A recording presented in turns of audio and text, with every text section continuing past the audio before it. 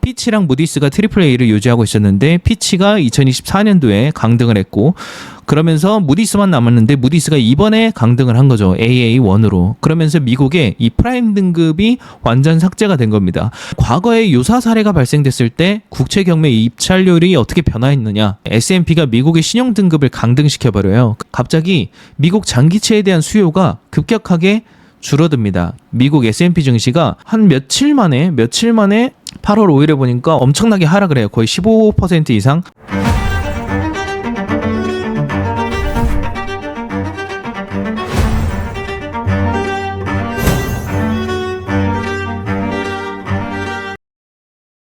네, 몇 시간 전에 모디스에서 미국 신용 등급을 강등했는데요. 그러면서 미국이 트리플 A에 대한 지위국을 상실했습니다. 관련돼서 이야기를 해보려고 합니다. 오늘 순서는 첫 번째는 갑자기 신용 등급이 강등된 미국 누가 원인을 제공했을까에 대한 이야기고, 두 번째는 이게 이제 미국 경제에 미칠 영향, 세 번째는 과거에 이런 유사 사례가 발생했을 때 국채 경매에 대한 응찰률의 변화가 어땠는지, 그리고 네 번째는 이게 미국 부채 한도 리스크와 어떻게 연관이 돼서 작용을 할 것인지, 그리고 마지막으로는 앞으로 벌어질 일에 대해서 이야기를 해보려고 합니다.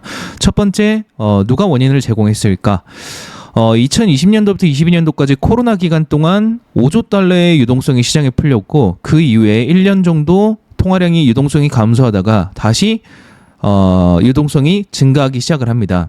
처음 5조 달러 같은 경우에는 연준이 자산을 늘리면서 연준이 공급한 유동성이었고요. 그 이후에 감소했던 1조 달러의 유동성, 이 유동성은 사실 연준이 자산 규모를 축소하면서 발생된 영향이었습니다. 근데 지금까지 계속 축소를 하고 있는데 최근에는 23년도부터는 이게 반등하면서 유동성이 증가를 하고 있는 모습이 보여졌다라는 거죠. 그럼 연준은 줄이고 있는데 연준 외에 다른 사람이 누군가가 유동성을 공급했다는 이야기고, 그 당시 때 바이든 정부 때였는데 증시가 랠리를 이어갔습니다. 그렇다는 것은 그 당시 유동성이 연준이 아니라 다른 곳에서 나왔다는 뜻인데, 바로 바이든 정부 때 무모한 유동성을 공급한 부분이었습니다.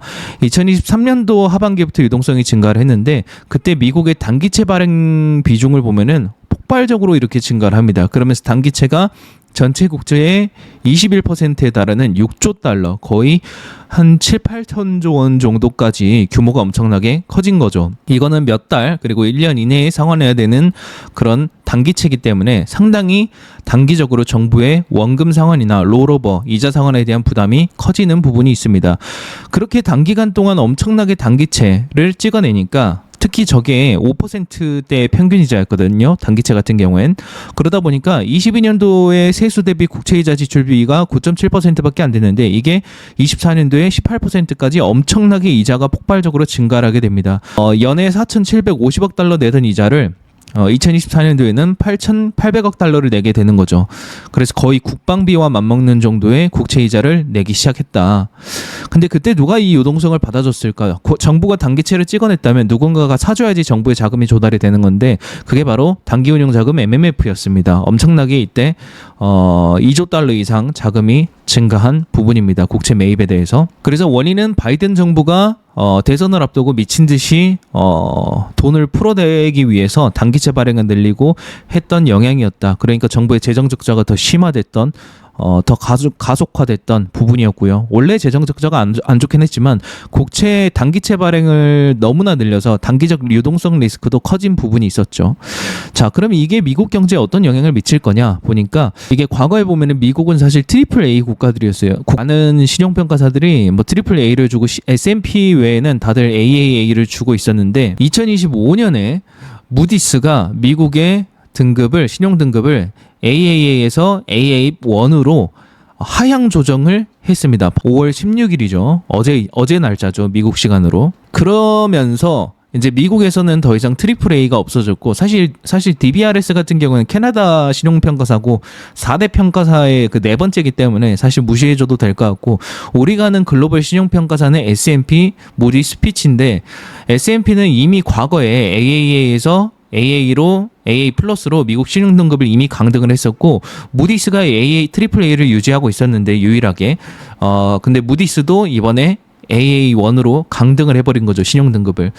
참고로 피치 같은 경우에는 24년도에 이미 미국 신용등급을 트리플 A에서 AA 플러스로 강등을 했습니다. 그러면서 미국이 더 이상 트리플 A가 없어지는 상황이 돼버린 거죠. 그래서 과거에는 미국이 이 프라임 등급이라고 해서 절대 안전한 무위험 자산이라고 분류되는 프라임 등급의 신용 등급을 가지고 있었어요. 전부 다 AAA였는데 S&P는 이미 2011년도에 미국의 신용 등급을 AA로 다운그레이드 시켰고 피치랑 무디스가 트리플 A를 유지하고 있었는데 피치가 2024년도에 강등을 했고 그러면서 무디스만 남았는데 무디스가 이번에 강등을 한 거죠. AA1으로. 그러면서 미국의 이 프라임 등급이 완전 삭제가 된 겁니다. 그러면 이게 과연 뭘 의미할까? 해외 투자자들의 그 해외 투자 수요에 영향을 미칠 거라고 저는 생각을 하거든요. 제가 예전에 공유드린 자료를 보면 미국의 국채를 가장 많이 가지고 있는 국가들 리스트를 공유드렸고 이게 2025년도 3월 기준입니다. 최근 기준이고 보면은 뭐 일본, 영국, 중국, 뭐 케이만 아일랜드는 사실 중간 투자 홀딩스 개념이니까 무시하면 될 것 같고 캐나다, 룩셈부르크 다 EU 관련된 유럽 연합 국가들이거든요. 그런데 이들은 사실 연기금이나 이제 정부에서 미국채를 투자하는 것이기 때문에 사실 기준이 있어요. 우리는 트리플 A에만 투자하겠다. 라는 기준이 있고 그리고 트리플 A가 한 명이 이탈되더라도 무디스, S&P, 피치 중에서 한두 명이 트리플 A를 유지하면 트리플 A로 본다라든지 아니면 우리는 AA 플러스까지만 투자를 한다 뭐 이런 신용 등급에 대한 기준이 다르단 말이에요. 그리고 아마 거기에 따라서 포트폴리오 비중도 다르게 할 거고. 근데 어쨌든 미국이 트리플 A 지위국을 잃은 게 사실 이번이 이제 처음이다 보니까 보이지 않는 리스크가 커지게 된 거죠. 해외 연기금들이 미국채를 계속 매수를 해줄지 수요가 계속 공급이 될지가 갑자기 이제 의문이 되기 시작을 하는 거죠. 특히 스위스 같은 경우에는 제가 알기로는 트리플 A 등급에만 투자를 하게끔 돼 있는 걸로 알고 있거든요. 연기금이. 그리고 나머지 국가들은 유럽 국가들은 뭐 AA 플러스까지도 투자를 하는 걸로 알고 있는데 그리고 AA를 더 선호한다고 하더라고요. 그리고 국가마다 이제 그런 투자 기준들이 다 다르다 보니까 연기금에 이게 앞으로 미국 국채 수요에 어떤 영향을 줄지 이런 것들도 생각을 해봐야 된다라는 거죠. 그래서 이제 제가 이제 우려하는 거는 장기채에 대한 투자가 가장 많은 게 연중과 해외 투자자들의 수요인데 이 트리플 A 신용 등급을 이름으로써 사실 이제 장기채에 대한 수요가 일부 감소할 수 있는 영향이 생겼다라는 거를 제가 지금 말씀을 드리는 겁니다. 그래서 이제 그것과 관련돼서 실제 결과를 다음에 있을 이제 경매일, 미국채 경매일에 이제 살펴봐야 되는데 뭐 이제 20년물 같은 경우는 5월 21일에 옥션 경매를 하니까 그 수요를 이때 확인해 볼 수가 있겠죠. 해외 수요가 크게 줄어드는지 아니면 기존처럼 그냥 유지가 되는지 이걸 통해서 해외의 반응을 어느 정도 살펴볼 수 있다 생각이 들고요. 그리고 이제 지금과 같이 이제 20년물 기준으로 고금리 거의 밴드 상단폭에 있는 정도로 높은 금리 수준으로 유지를 하고 있기 때문에 이 상황에서 신용 등급까지 트리플 A 지위국을 잃어버린 상황이기 때문에 해외 수요가 늘어날지 아니면 줄어들어서 오히려 조금 올라갈지 이런 거는 지켜봐야 되겠죠. 이게 이제 미국에 미칠 영향을 설명을 드렸고 그러면 과거에 유사 사례가 발생됐을 때 국채 경매 입찰률이 어떻게 변화했느냐 이거를 좀 설명을 드리면 2011년도 사례를 좀 들 수 있을 것 같아요. 2011년도 부채한도 협상 당시 이야기예요. 그 당시 때 2011년도에 이제 예산안은 미리 타결이 됐어요. 4월에. 예산안은 말 그대로 계획이기 때문에 실제 증액으로 이어지는 데까지는 또 다시 상하원의 동의가 필요하거든요. 그러니까 예산안은 쉽게 통과할 수 있어요. 근데 증액에 대해서는 또 투표를 할 때 그때가 통과가 어려운 거예요. 그래서 예산안이 4월에 통과하고 실제 통과까지 7월 29일에는 사실 하원에서는 통과가 됐는데 상원에서 부결이 되거나 뭐 이런 일들이 있었고 그러다가 이제 7월 31일에 디폴트를 며칠 앞두고 결국은 부채 상한을 늘리는 거에 대해서 이제 증액안이 합의가 됐고 이제 증액을 하게 됐죠. 부채 한도를. 근데 그때 무슨 일이 있었냐면은 며칠 뒤에 S&P가 미국의 신용 등급을 강등시켜버려요. 그러면서 미국이 모든 신용평가사들이 트리플 A를 유지하고 있었는데 S&P가 트리플 A를 처음으로 깨기 시작을 했던 거죠. 그때 7월 14일에 트리플 A를 유지하다가 한 달 뒤에 AA 플러스로 강등을 시키거든요. S&P가 처음으로. 그러면서 갑자기 미국 장기채에 대한 수요가 급격하게 줄어듭니다. 기존 평균 대비 크게 줄어들거든요. 이게 이제 그 국채 경매에 대한 그 입찰 데이터를 말씀드리는 거예요. 그리고 그때 신용 등급이 강등되니까 트리플 A를 잃으니까 미국 S&P 증시가 한 며칠 만에 8월 5일에 보니까 엄청나게 하락을 해요. 거의 15% 이상. 그때 이제 20년물 미국채 금리를 보면은 계속 가파르게 떨어지는 모습이 보이더라고요. 신용등급이 강등됐는데 왜 국채는 오히려 금리가 떨어졌을까? 더 올랐어야 되는 거 아닌가? 라고 생각을 할 수 있는데, 사실 해외 수요도 이렇게 크게 줄고 국내 투자자들도 사실 투자를 안 하니까 국채 수요가 적어지니까 국채 금리가 올라가야 되는 게 맞긴 하거든요. 근데 그 당시 때 보니까 딜러 입찰을 통한 경매가 폭발적으로 증가를 했더라고요. 이게 이제 딜러 입찰이라는 게 재무부에 등록된 대형은행들, JP모건이라든지 대형은행들을 이야기를 하는 거거든요. 그래서 그들이 결국 중앙은행이나 해외 수요가 없으면은 결국은 이 물량을 떠안게 돼 있어요. 그리고 이들 입장에서도 이거를 높은 금리에서 사가지고 쪼개서 일반 개인들에게 팔면 돈이 되니까, 그래서 이걸 활용해서 오히려 딜러 입찰을 많이 참여하고 이거를 쪼개서 팔거나 자체 보유하거나 이제 그런 식으로 했던 거죠. 그러면서 딜러 입찰이 폭발적으로 증가를 하니까 해외 수요가 크게 감소했음에도 불구하고 장기채 금리가 크게 이렇게 내려왔던 거죠. 그래서 이제 과거에는 이런 사례가 있었다. 그래서 이번에도 비슷한 사례가 나타난다면은 아마 해외에서 국채 수요가 줄어든다면 딜러 입찰 참여가 크게 늘어나서 대응을 해주지 않을까라는 생각이 들고요. 물론 이건 제 과거 사례를 바탕으로 생각하는 제 개인적인 시나리오이기 때문에 틀릴 수도 있습니다. 그거 감안해서 참조해 보시면 좋을 것 같고. 자, 그리고 이게 미국의 지금 부채 한도가 정점에 달해서 특별 조치를 하고 있는데, 이게 앞으로 미국 부채 한도에 어떤 리스크를 미칠 것인가를 생각해 보면 바이든이 2023년도부터 무모한 유동성을 공급했다라는 거 앞에 설명을 드렸는데, 그러면서 이제 단기채가 엄청나게 증가를 하고 이걸로 인해서 지금 국채이자에 대한 지출비가 세수 대비 거의 20%에 달할 정도로 엄청나게 증가를 했잖아요. 지금 안 그래도 미국의 재정 적자가 24년도 기준으로만 보더라도 연간 2조 달러씩 적자가 나는데 지금 국채이자가 계속 증가하고 있단 말이에요. 가파르게 증가를 하고 있다라는 거죠. 2017년도 대비 국채이자 지출액이 거의 2배에서 2배 반, 거의 3배 가까이 되는 정도로 크게 증가를 했으니까.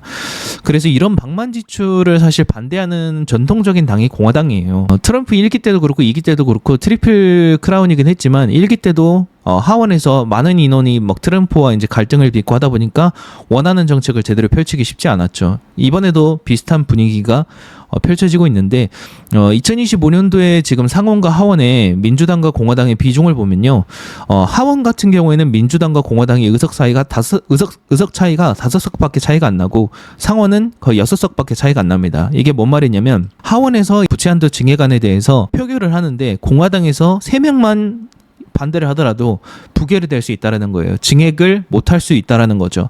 그리고 이걸 통과하더라도 또 상원에 있는 공화당 의원들 중에서도 지금 우리가 재정 적자를 더 늘리면 국가가 더 어려워진다라고 해서 만약에 4명이 반대하면 아예 부결이 될 수가 있겠죠. 근데 중요한 거는 미국은 양원제이고 상하원이 있는데, 예산이나 증액, 부채와 관련된 그 예산 안건들은, 모든 법안들은 하원을 먼저 통과를 해야 돼요. 하원에서 먼저 시작을 하거든요. 돈과 관련돼서. 그런데 지금 하원이 의석 차이가 5석밖에 차이가 안 나고 인원수도 많다 보니까 3명 정도의 이탈은 충분히 발생할 수 있다라는 거죠. 그리고 공화당에서 3명이 민주당 쪽으로 이탈을 한다면, 반대표를 던진다면은 부채 한도 증액이 반대가 될 수 있고 정부는 어쩔 수 없이 지출을 막대하게 줄여야 되는 그런 상황이 될 수가 있다라는 겁니다. 그리고 이제 실제로 2024년도 말에 트럼프가 취임하기 전에 트럼프가 이미 이런 의석 차이를 가지고 있는 상태에서 트럼프가 공화당이 요청을 해서, 야, 내가 취임하기 전에 부채 한도 증액 먼저 해달라, 내가 좀 편안하게 정부를 이끌 수 있게끔, 이렇게 요청을 했는데 공화당에서 38명이 이미 반대를 했었어요. 하원에서. 예, 그러니까 하원 안에서 여기에서 이미 30명 이상이 지금 반대를 했다라는 거죠. 부채 한도 증액에 대해서. 그래서 왜 그랬냐라고 보면 그 하원 중에서 대표가 칩 로이라는 의원인데, 텍사스 하원 의원인데, 뭐라고 했냐면, 내 입장은 간단합니다. 나는 상당한 재정 지출에 삭감 없이는 부채 한도를 인상하지 않을 것입니다. 이렇게 이야기를 했고, 이러한 입장을 바꾸지 않을 것입니다. 더 이상 더 부채를 쌓는 거를 나는 반대합니다. 라고 이야기를 했단 말이에요. 그렇기 때문에 이미 너무 강경하게 반대를 하고 있는 상황이기 때문에 지금과 같이 재정 적자가 저렇게 크고 신용등급이 강등돼서 더 리스크가 커지는 상황에서는 더 부채 한도 증액을 반대할 가능성이 크다. 아무리 공화당이라 하더라도. 그래서 트리플 크라운이 의미가 없을 수도 있다라는 거를 말씀을 드리는 거고요. 하나의 시나리오로. 그리고 이제 정부 지출을 그래서 트럼프가 줄이겠다라고 해서 이제 해고도 많이 하고 그랬잖아요. 근데 실제 정부의 예산 지출 변화를 보니까 2024년도 10월부터 2025년도 4월까지, 그러니까 2025년도 예산안이 24년도 10월부터 시작을 하거든요. 그리고 2025년도 9월에 끝나는데 요 2025년도 예산안 7개월 처음 7개월을 2025년도 4월까지 살펴보니까 지출이 오히려 작년도 대비 0.4조 달러 증가를 했고요.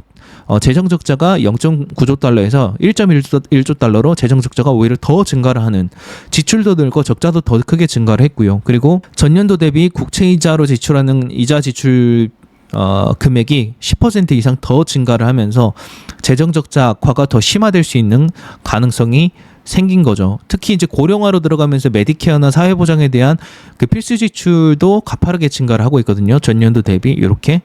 예, 그런 상황에서 계속 재정 적자가 악화될 텐데 그럼 부채를 계속 발행을 해야 되고 국채를 발행해야 되고 그러면 이자가 증가를 하겠죠. 근데 지금과 같이 고금리 상황에서 더 부채를 찍어내니까 더 큰 문제가 되는 거죠.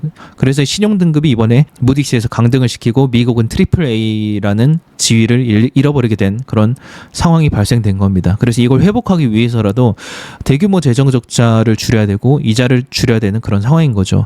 그래서 어쨌든 트럼프 정부가 이야기한 우리가 재정 지출도 줄일 테니까 증액해달라고, 부채 한도 증액해달라고 했는데 어쨌든 언행 불일치가 됐고, 그래서 결과는 없는데 이제 트럼프는 돈을 달라고 이제 요청을 하는 상황인 거죠. 그래서 이제 작년도 12월에 몇 달 전이었죠. 그때 트럼프를 막은 공화당의 38명이 어떤 결정을 할지, 이 중에서 3명만 하원에서 이탈을 하더라도 반대가 될 수 있는 상황이기 때문에 미국 입장에서 부채 한도 리스크가 커질 수 있는 부분이겠죠. 그리고 베센트 재무장관이 며칠 전에 사실 이런 얘기도 했거든요.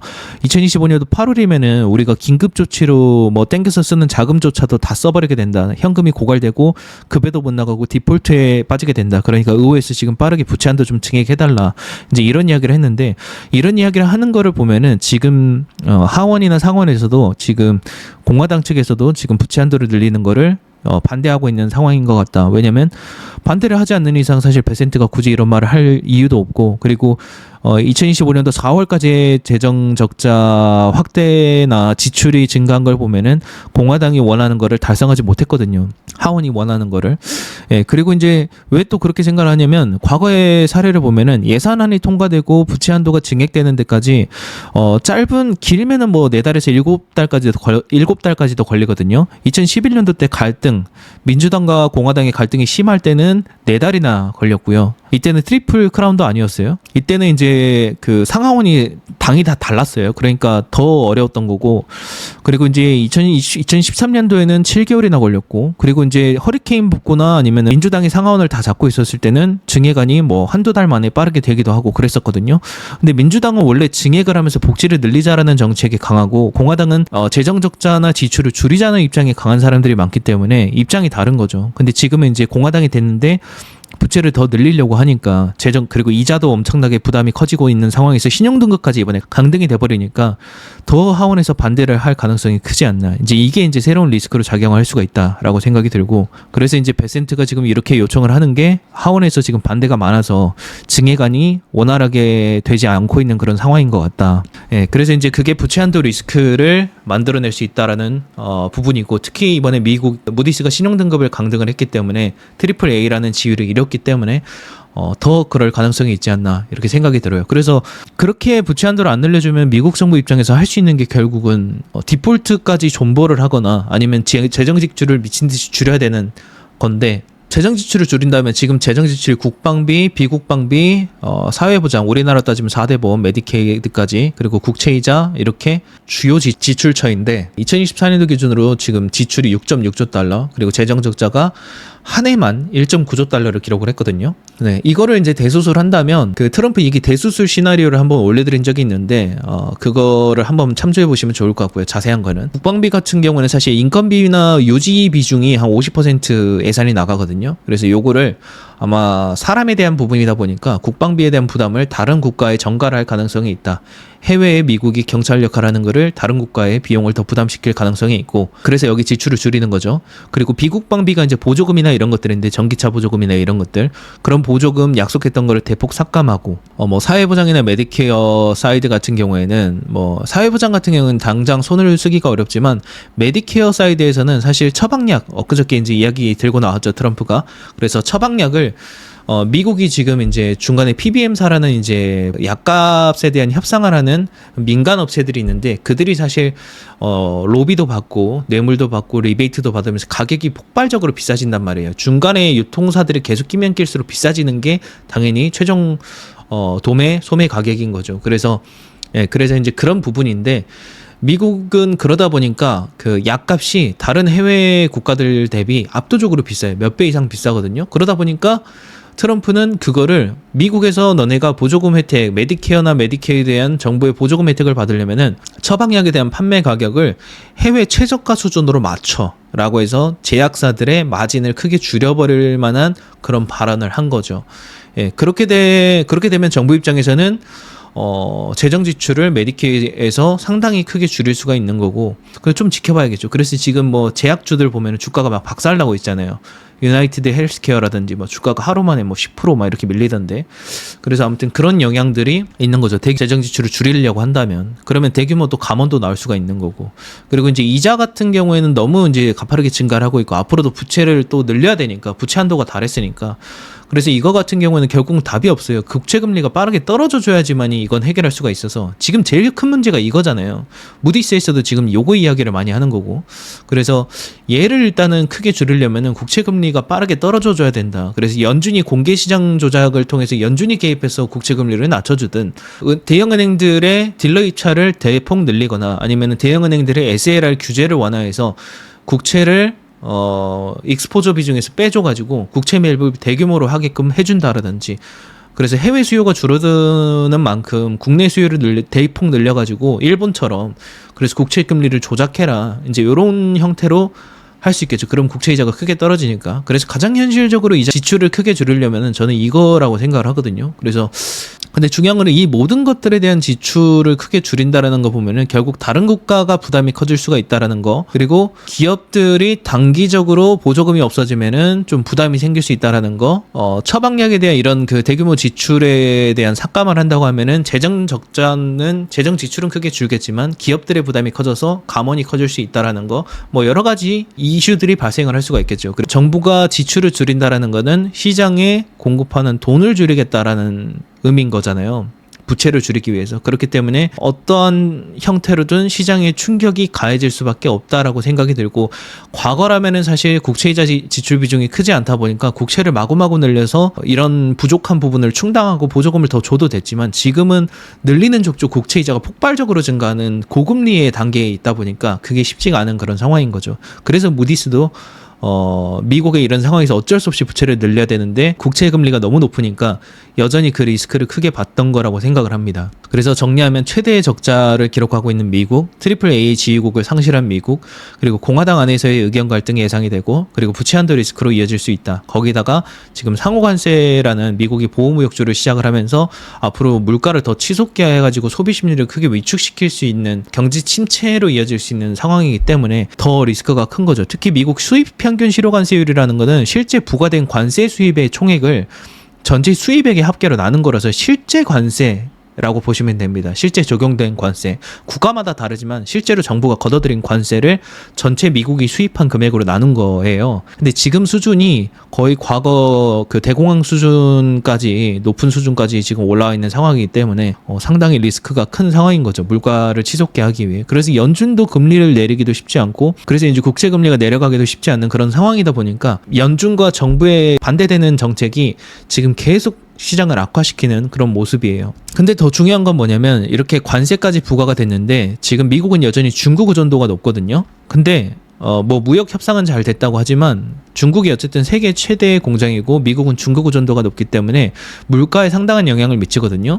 근데 상호 관세가 크게 낮아졌지만 여전히 2024년도 대비 플러스 10%가 됐어요. 2025년도 2월 달에 이미 플러스 10%에서 30%의 관세가 유지되고 있는 거고, 그 상황에서 최근 한 달 보면은 위안화가 또 강세가 되고 있어요. 달러 대비. 그렇다라는 거는 달러 결제로 미국은 결제를 하기 때문에 위안화 가치가 비싸진다? 그러면 수입 가격이 더 이만큼 비싸진다라는 거거든요. 그럼 상호관세 30% 플러스 위안화의 강세분까지 고려해가지고 달러 기준으로 물가를 잡으면 달러 기준으로 물가를 잡으면 수입 물가가 더 크게 치솟을 수 있다라는 것을 의미를 해요. 그러면 앞으로 이제 높아진 평균 실효 관세율과 그리고 이제 위안화의 강세가 최악의 시나리오에서 물가를 더 끌어올릴 수 있는 거 아니냐. 이제 이런 우려가 이제 생기는 거죠. 근데 여전히 증시는 110%의 관세 부과가 해소되니까 다시 새로운 광기가 살아나서 이제 랠리를 가고 있는데 지금 여전히 리스크들이 너무 크다 보니까 이 버블이 언제까지 갈지는 좀 지켜봐야겠죠. 이거는 이제 정책적인 완화가 확실히 나오느냐 안 나오느냐에 따라서 다른 결과를 초래할 수 있기 때문에 참조해 보시면 좋을 것 같고요. 그래서 이렇게 시장이 크게 과열될 때는 조정이 크게 따를 수가 있거든요. 뭐 이때는 뭐 기업 가치가 500배, 막 600배까지 가는 이런 그 고성장주들에 대한 투자가 좀 리스크로 작용할 수가 있어요. 600배 멀티플에 투자한다는 거는 700배, 800배, 1000배의 누군가가 나 대신에 이 주주가를 올려줄 거라는 믿음 때문에 사는 거잖아요. 이런 상태 때는 저는 이익이 꾸준히 성장을 하면서 정부의 정책 방향과 어느 정도 맞아떨어지면서 여전히 저평가로 평가받고 있는 그런 기업이 오히려 매력 있는 순간이 된다라고 생각을 해요. 그런 기업들은 이제 매출이나 이익이 꾸준히 우상향을 하기 때문에 증시에 조정이 나와도 시간이 해결해 줄 수 있는 믿음이 생기기 때문에 큰 부담도 없고 오히려 이제 실적이 없이 이익이 없는데 막 시가총액만 미친 듯이 올라가는 기업들은 테마로만 움직이기 때문에 주가 변동이 너무 크다라는 거, 거의 도박성에 가까운.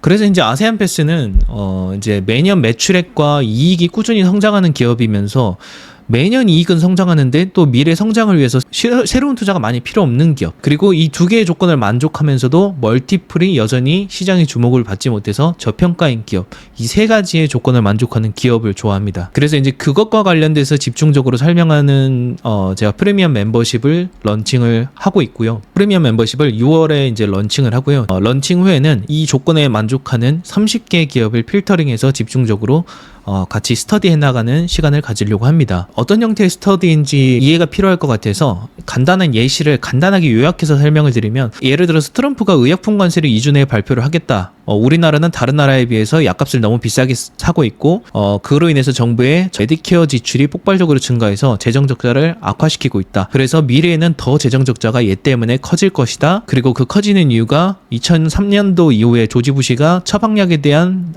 메디케어 보조금을 혜택을 추가하면서 갑자기 정부의 재정 지출 부담이 더 커졌고, 지금 실제로 미국인들이 헬스케어 소비로 지출하는 금액의 대부분이 정부 보조금에서 나가고 있는 상황이다.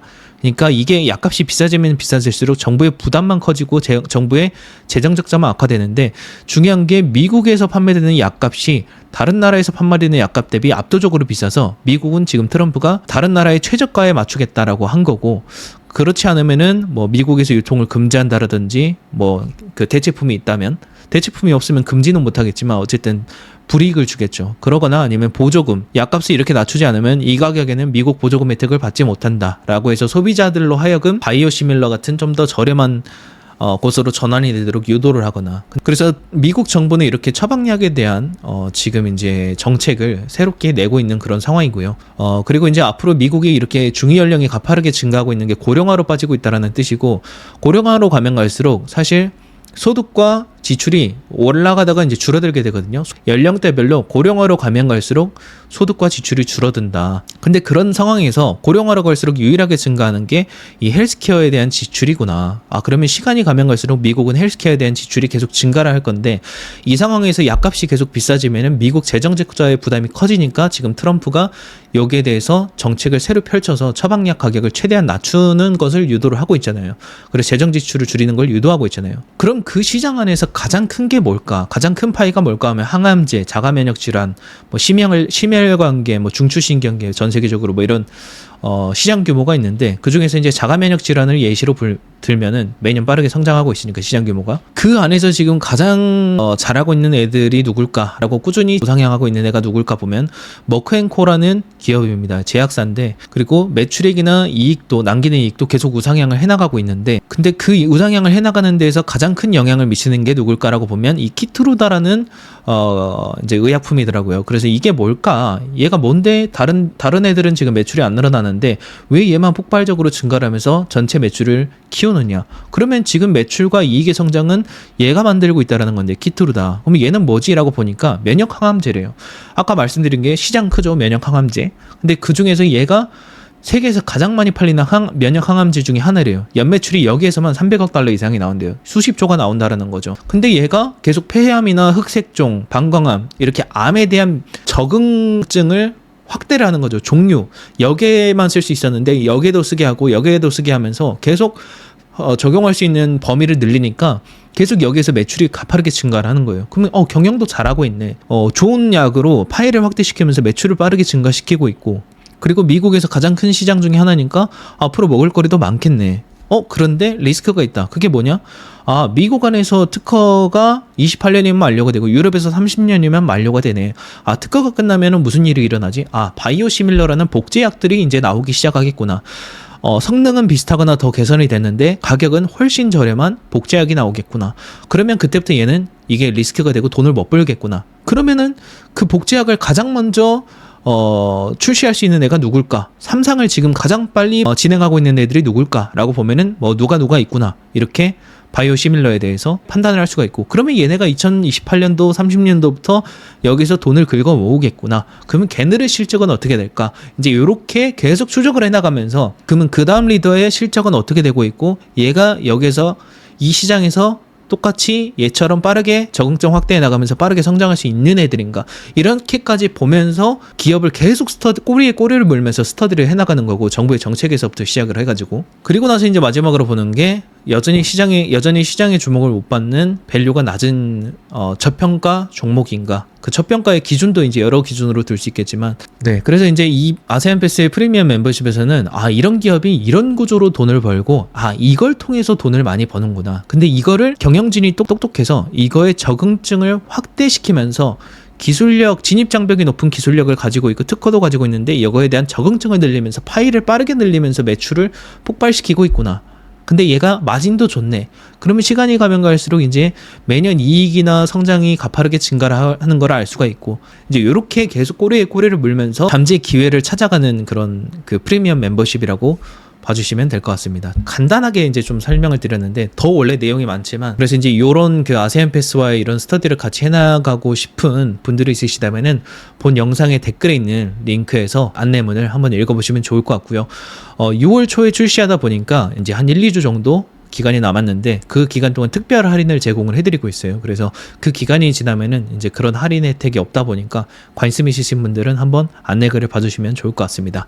네, 오늘 제가 준비한 컨텐츠는 여기까지고요. 이런 유익한 정보를 계속 받아보고 싶으시다면 구독과 좋아요, 알림 설정 부탁드리겠습니다. 감사합니다.